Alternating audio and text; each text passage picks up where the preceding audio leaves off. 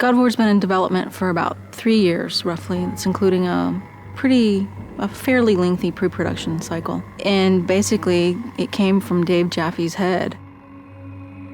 There were so many ready-made play mechanics and gameplay mechanics in the Greek myths already that it was just like Medusa's head and Zeus's thunderbolts and battling Cyclopses, and that mixed with just my love of the material was like, okay, this is what we got to do. We got to do this game.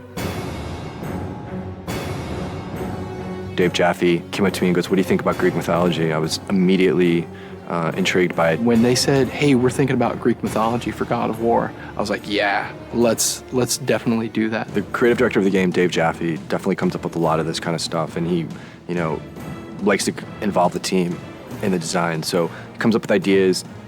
We sit around. He comes around, asks us his famous 1 to 10. What do you think about this idea? God of War is our attempt to really elevate the action-adventure genre to the next level. We wanted to bring combat, exploration, navigation, puzzle solving, all of sort of the classic elements of the genre, but we wanted to bring those to players in a fresh way, in a way that they haven't really seen before, and also at a scope and at a level and sort of this epic feel that they haven't really gotten before in a game. That's the whole idea behind God of War, is it's not just a game, it's an adventure like a movie.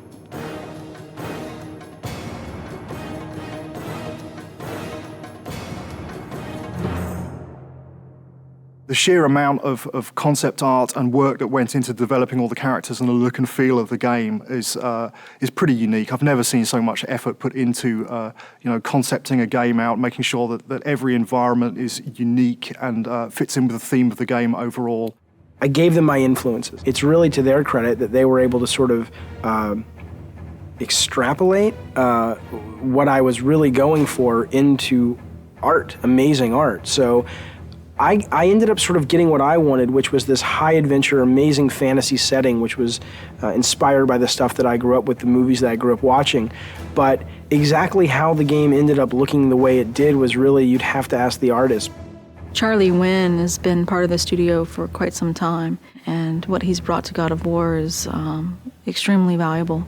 A lot of my job is to create images of what the game feels like. The mood of the game is dark. The main character Kratos is a very disturbed character. The things I said to him, I said brutal, nasty, violent, antisocial, pissed off, angry, fuck you. That was my direction to Charlie. The hardest part about making Kratos was that the storyline wasn't really there yet. And so I was trying to create a character that didn't have that story behind him yet. I just said, come into work and get angry and see what happens.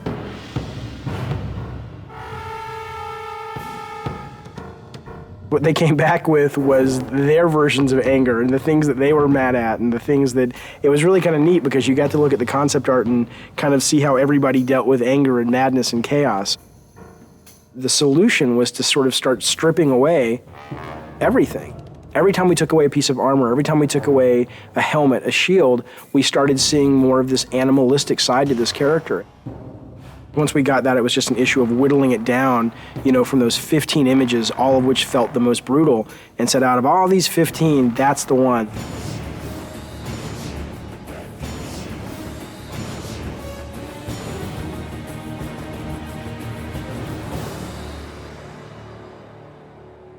God of War is our attempt to really elevate the action-adventure genre to the next level.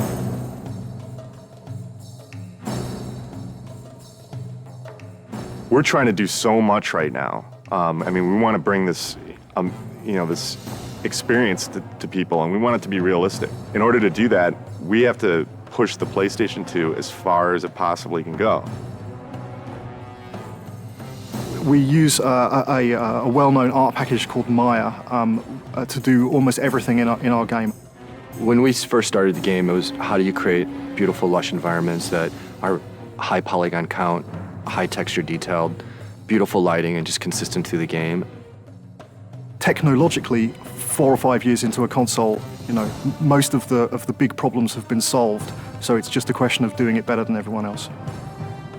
You first start with the sheet, and the sheet is also known as collision. That's the very bare bones minimum level of detail that the player actually interacts on. Any of these walls that the player can't go beyond. So this is the confines of the level. This is what, what you're actually playing in, but that's not what you see. That's what the game's running in the background. If I turn the sheet off, now you can see there's actual artwork associated with that. Well, we definitely wanted to make the player feel like they were in ancient Greece. It's to go from really dark, depressing feelings where you feel like, I just want to get out of here, to very bright, and you're in the desert, and it's to make you feel like, wow, okay, it's a vast world. It's really big world out there. God of War is it's gonna look real, but it's also gonna have a take to it, like a little bit of a fantasy twist, over the top, like blood and guts. I don't think that there's any other PlayStation game that achieves that that's out there.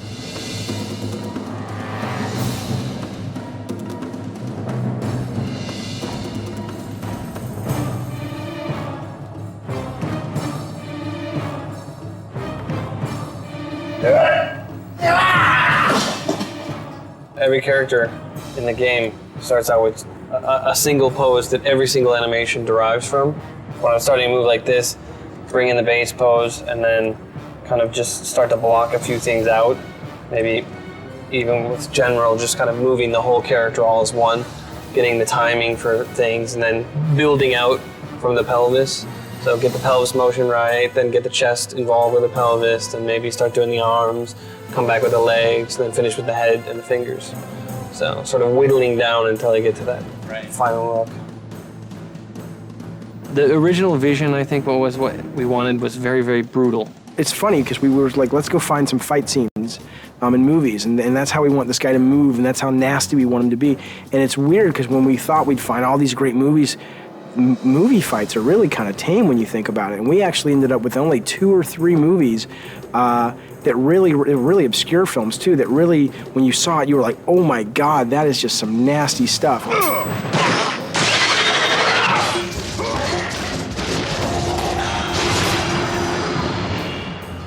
There's been quite a few gameplay design sessions or meetings with the animators where we get extremely we move around a lot. My setup situation as I'm putting enemies into the game and I'm trying to get them very playable so that they can be placed in levels and go around is this big cartoony shaped, very bright arena. And it's just a big wide open space, and I put the guys in that, and I fight with them there, I tune them there, I set up all their moves and combos and their reactions. The Medusa head animation, ripping the head off the Medusa, very long development cycle for that one. It was redone several times. We obsessed over it. I pissed off everybody. The animations aren't brutal enough. The art's not brutal enough. There's not enough blood.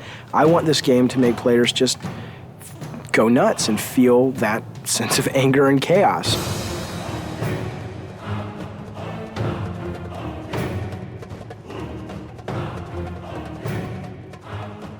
We're really, really hammering the quality and trying to get it to be as top-notch as we can get it. There are several other games out there that I would consider that are kind of the top tier in animation, and we're trying to either meet or exceed what they do. People are going to go, oh my God, this is what action-adventure games have supposed to have been since the very beginning.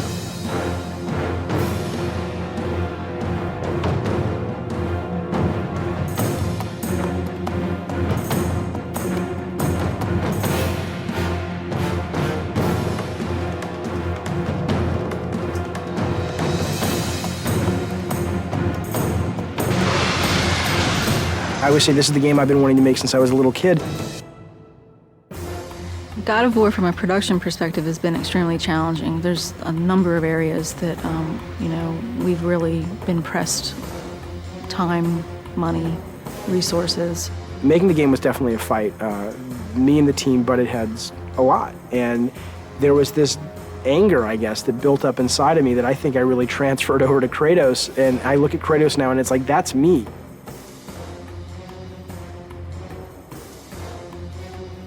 I think we verbally abuse each other multiple times during the day. It's one of those, it's a great high-low thing. We start out the day, we're really happy, and then throughout the day we get very upset with each other, and then happy with each other, and then upset, and hopefully we can leave and we're happy with each other, and then we come back and we're happy with each other again. I'm always the guy that the engineers want to strangle because I try to absolutely push this engine to the max. We've wanted to strangle each other at least once a week. The prospect of beating the shit out of other workers has occasionally arisen. We have not actually had any fist fights on the game yet. No, fist fights certainly aren't allowed in a professional environment. If we're going to get into a physical fight, it's going to happen in the next 3 months. We're going into the most stressful time of making a game, which is the alpha-beta process. Alpha. Alpha. Alpha. Alpha, baby. Alpha. So we're an hour from alpha. Nothing's tuned and nothing's finished. What I am is tired. Tired. Tired, tired and more tired. This is what alpha is, right? All the pieces are there, but it doesn't play right yet, and it doesn't feel right yet, and... There are a couple of big bugs that people are working on. If we don't get them by 7, then we'll get them done by 8 or 9 or 10.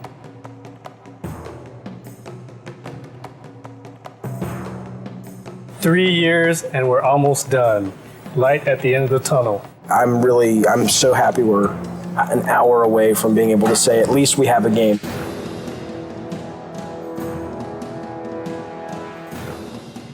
Playtesting is fantastically important, and this is the first game that we've really gone to town on the playtesting while the game has been in development.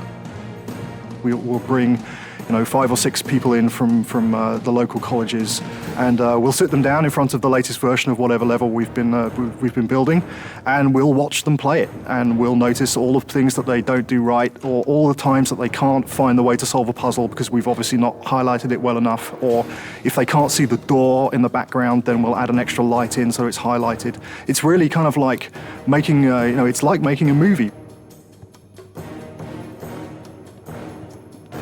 At the beginning of the project, we decided we were going to build a playtesting room in our office, and that has proved to be a very good decision. There's our huge PlayStation booth.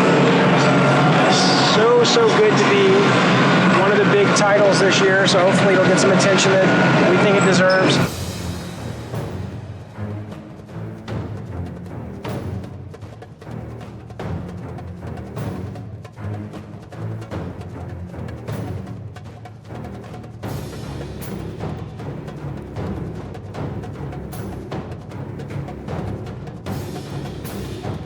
I think whether you're into mythology or not, I think you can't deny the power of a game made by passionate people. God of War is a game that anyone can pick up and play and have a really fun experience. You should play God of War because it'll get you laid. This is the adventure that the back of the box has always promised you. God of War is fucking rad.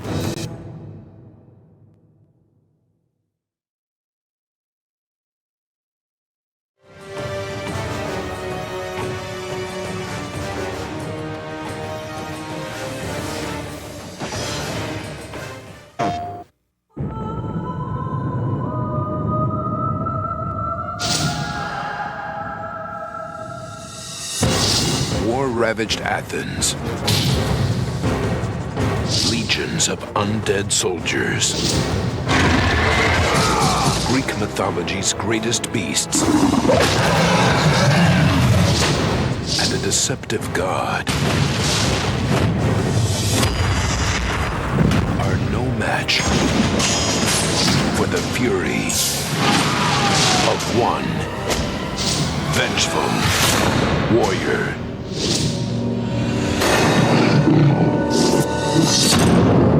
God of War.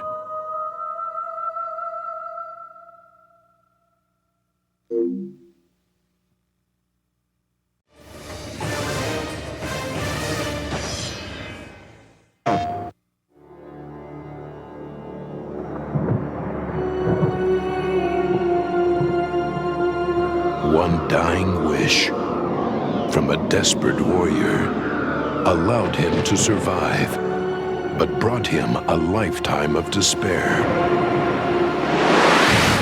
By the gods, what have I become?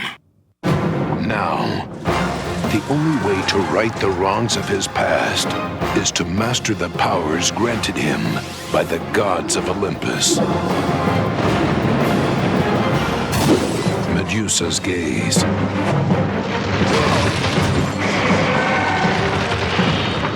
Zeus's fury. Army of Hades. Poseidon's rage. Blade of Artemis. The epic adventure of conquest.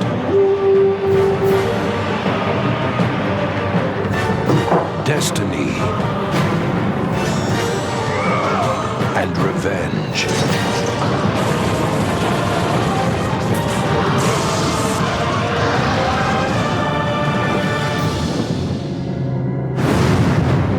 God of War.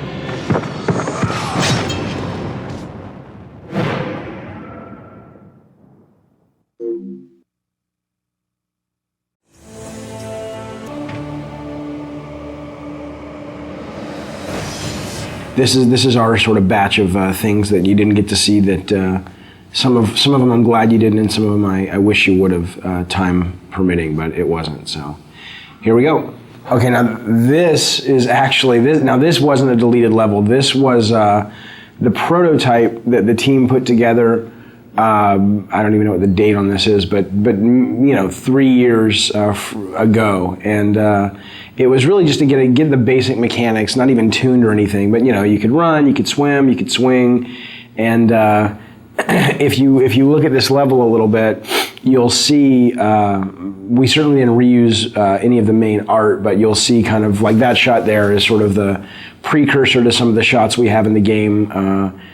The rope swinging mechanic, and a lot of this, so you'll recognize if you've played the game and remembered the game, you'll recognize some of the level when you pull into Athens at first. This bottom section is based on that, and the whole cliffs that you climb here. We actually just sort of ripped these out directly from the demo and built the cliffs level, the Cliffs of Madness or the Cliffs of Insanity. I forget what we ended up calling it. God, it's amazing to see this little guy running around. He looks so not like Kratos. That guy there was the original Cyclops who's dying, who just never really looked like a Cyclops. He just looked like a big guy with a stick.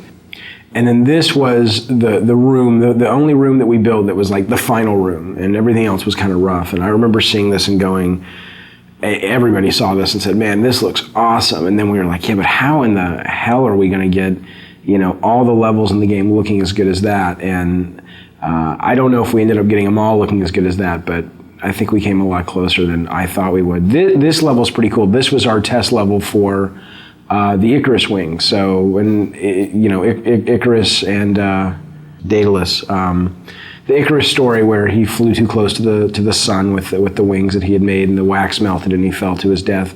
That was sort of the inspiration for the mechanic. And I still love this. I absolutely wish this had made it into the game.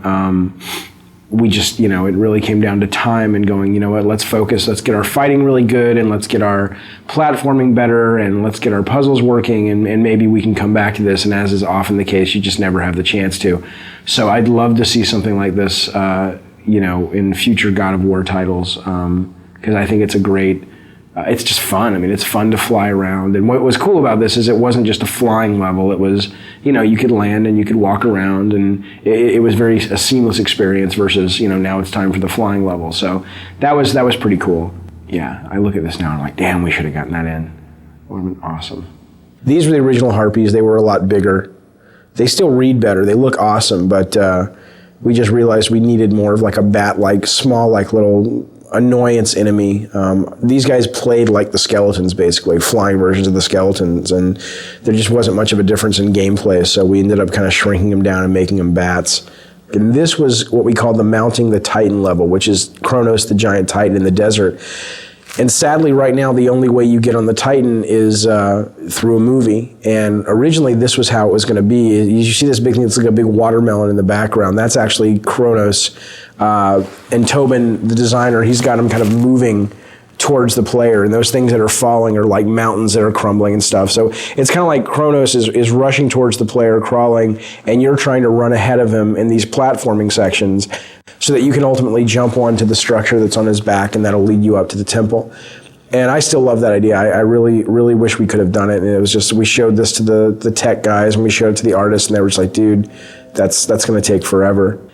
Was the original boss. There was a boss that originally, look at that, that's awesome, that originally guarded Pandora's box. And again, we just didn't have time. And I know it's lame that that's the one thing I regret about the Pandora design, is that there are no bosses that guard the box. You have the Minotaur boss down below, and then we've got this conveyor belt section, and that's kind of it. And we just ran out of time. This was originally pretty cool. It was, you know, you had this moving platform up above, you had this giant kind of harpy vulture in the center that was guarding the box. And she had these eggs scattered all around the level.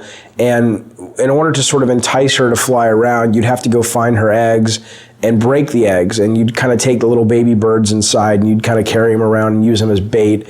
And again, not only was it kind of a cool mechanic because you were slower as you carried these things around, but also I think it really helped with the character of Kratos. I mean, here he is, you know, cracking open eggs and ripping out little infant birds and using them for his own desires, and really pissing off this mama bird. I thought was pretty cool. So here's just another quick idea. These are just almost like little sketches for levels, you know, where you have a big open environment, and then you've got the walls come down and it becomes a maze, and you either do something and the walls come back up, or it's on a timer.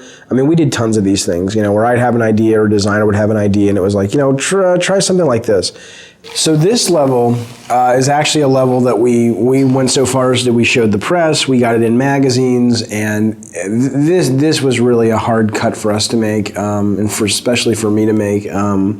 I love the mechanic of it, and I love the platforming and the concept. And the concept was that you're riding this elevator, and you know, if you get knocked off, obviously you'll die. And if you get off the elevator, the idea was it was going to originally be being chased by this massive sandstorm. And the elevator was really the only thing. It was sort of a magical elevator that protected you from the sand. And if you got off the elevator would bypass you, and the sandstorm would engulf you and kill you. And the two things we didn't have time to do is we didn't have time to tune it, and we didn't have time to build the sandstorm. But what I loved was this whole idea of, you know, getting off the elevator and having to catch back up with it. So, you know, you'd have these little forks in the road, and either you'd be forced, like coming up, you'd be forced to get off the elevator, or you could choose different paths. And if you took one path, it was more combat heavy, one path was more platform heavy. And as you can see, I mean, we had this pretty much finished from a standpoint of the art and the setup, but we were missing the big sandstorm, and we were missing the tuning time to really make this fun, and so it ended up getting cut. This I love. This was great. This is great. I love this for the elevator. Now it gets smaller.